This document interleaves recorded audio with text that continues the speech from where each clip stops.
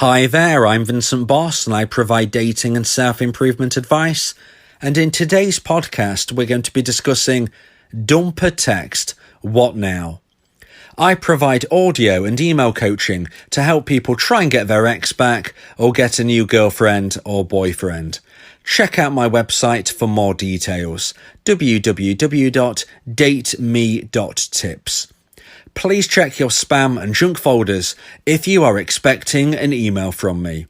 So now let's get back into today's podcast, and today we are discussing dumper text, what now? So if you've been dumped and you want to try to get your ex back, there is nothing more exciting than receiving contact from your ex.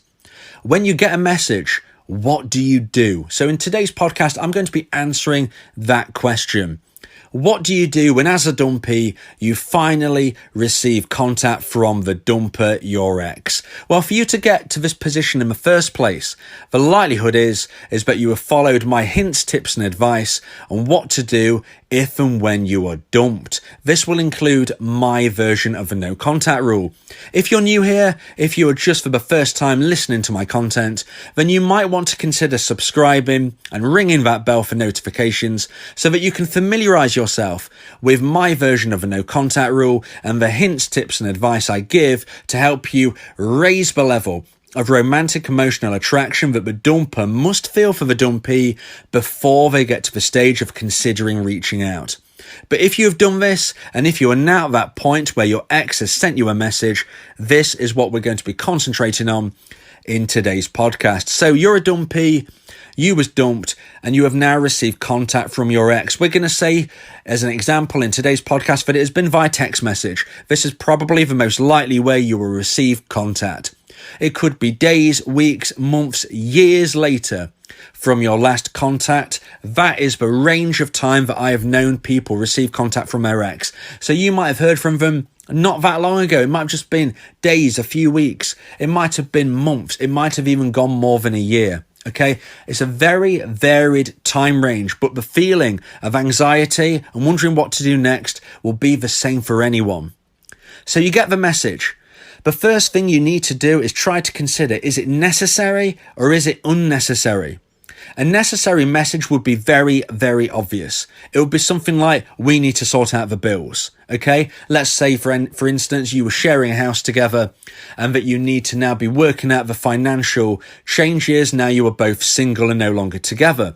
If somebody sends you a message which sounds really, really sharp and to the point, something along those lines, like we need to sort out the bills, then you can obviously understand that this is a message which is sent through necessity.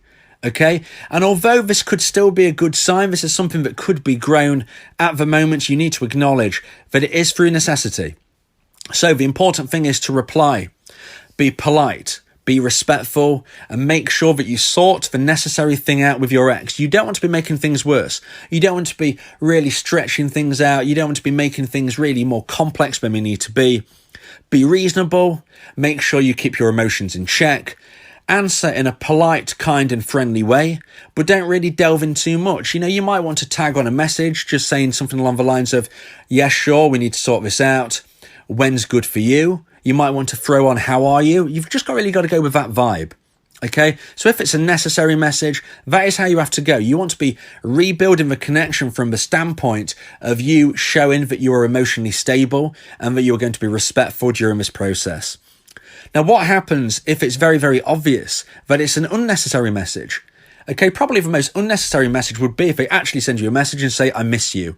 Okay, now, unfortunately, this is very unlikely. This is very unlikely that you will receive such a message, but if you do, you can grow it much easily, a lot more easier, shall I say, than if it was a message which was necessary. If you get an unnecessary message, which is really, really easy to understand, it's very straightforward, then you want to reply in a happy, carefree and fun way and just build that connection through messages. Now, you need to remember that you can't have a relationship through text. It needs to be in person. So the aim always has to be to get a date. Now, you won't necessarily want to call this a date. You want to call it a meetup. But the important thing is that you get there ASAP. So I suggest that you exchange 5 or 6 messages and then you say to the person, would you like to meet up sometime? Okay, you say to your ex, would you like to meet up next weekend? You've really got to feel this vibe though. And if you're feeling the vibe's not really going that well, then you might want to just temper your expectations slightly and try to move through the communication levels, which is still progress, but it's slower. And in that instance, you might want to say, would you like a phone chat sometime? Okay, if they say yes, you arrange the phone chat, you have a few phone chats. You then might want to say, would you like a video call sometime? You're building it slowly but surely. Eventually, after the video calls, you want to arrange to meet. Now, as I said, meeting is the most important thing. If you can feel that vibe through your initial 5 or 6 messages and you want to say, look, do you want to meet up next weekend? That's what you want to do. Okay, don't prolong it longer than necessary. But if you're feeling the vibe isn't quite there, go for the phone call, move to video call, then move to meet. Now, what happens if during this message exchange, things go really cold really quickly?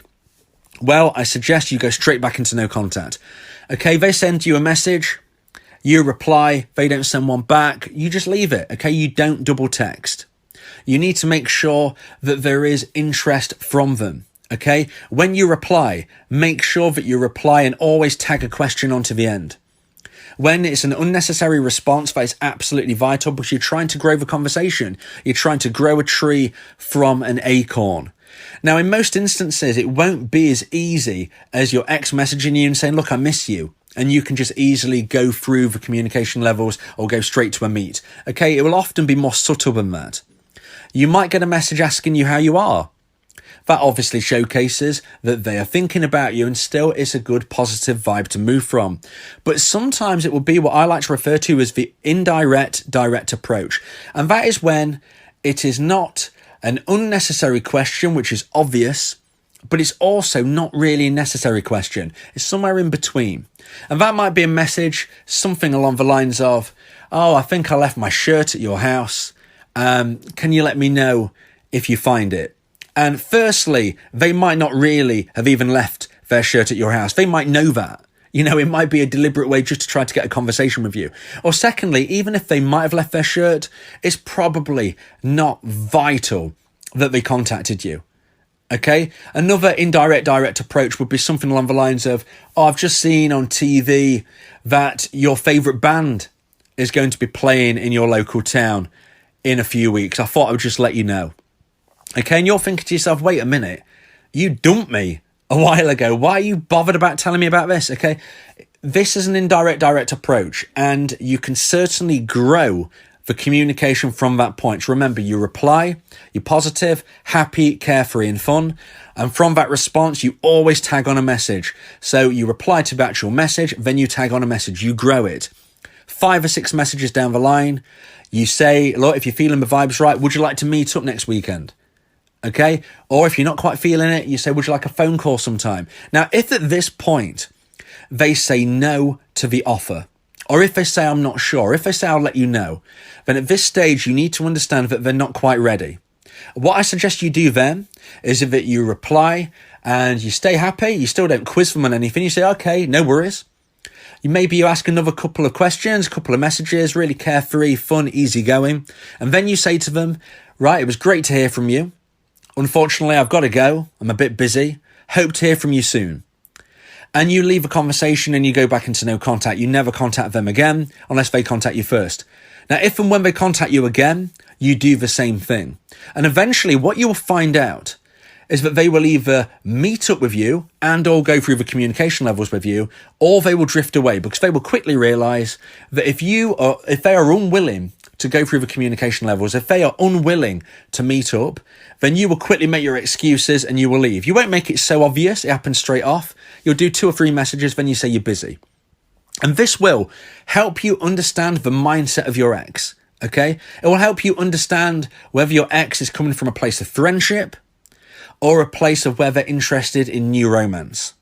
Now, if you are happy to be friends with your ex genuinely, and you genuinely don't want to be in a romantic relationship anymore, then that's cool. Just have a conversation by text, have a connection by text, have a friendship by text. But if you feel any romantic interest towards your ex and you want to try to get them back, you can't try to use the friend zone as a backdoor. Very few people ever get a romantic relationship through a place of friendship first. So if your ex is just making it quite obvious that they just want to exchange messages with you, they just want to be a text pal, they want to be a pen pal, and if you want to get back with them romantically, you can't have that. Okay, so you test them with wanting to meet you or moving through the communication levels. If they refuse on both of these things, you kindly and politely make your excuses, say, I hope to hear from you soon, go back into no contact, wait for them to contact you again.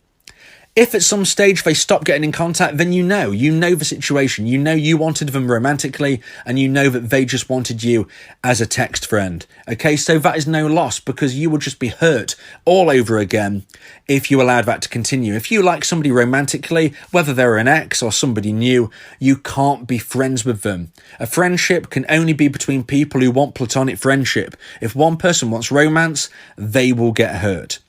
So it's always important, as I said, when you receive a message from your ex, respond. I don't care what type of message it is, you respond. You can leave it a little while, but don't leave it longer than a day.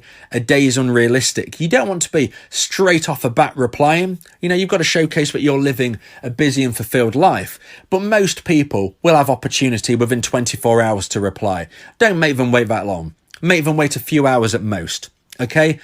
10 minutes if necessary. It's ideally not going to be replied to absolutely instantly, but give them at least 10 minutes, if not a few hours. Then you reply. If it's necessary, and it's absolutely definitely necessary, you keep things polite, kind. Maybe you ask them how you are. You've got to feel that vibe, but just showcase you're now emotionally stable. That will really help you. If you can see that it's absolutely unnecessary, maybe they say they miss you, maybe they're just being blatant and just saying, how are you? I'd love to chat again. Then you've probably got a bit more of an easier ride with this. Exchange a few messages, then try to move through the communication levels and or meet. If it's an indirect, direct approach, you do as I've just said. Okay, even though it's not quite as obvious as them saying that they miss you, the likelihood is they are trying to get into a conversation with you, but they're doing it in a way that isn't that obvious. Maybe they feel a little bit nervous about how you might respond.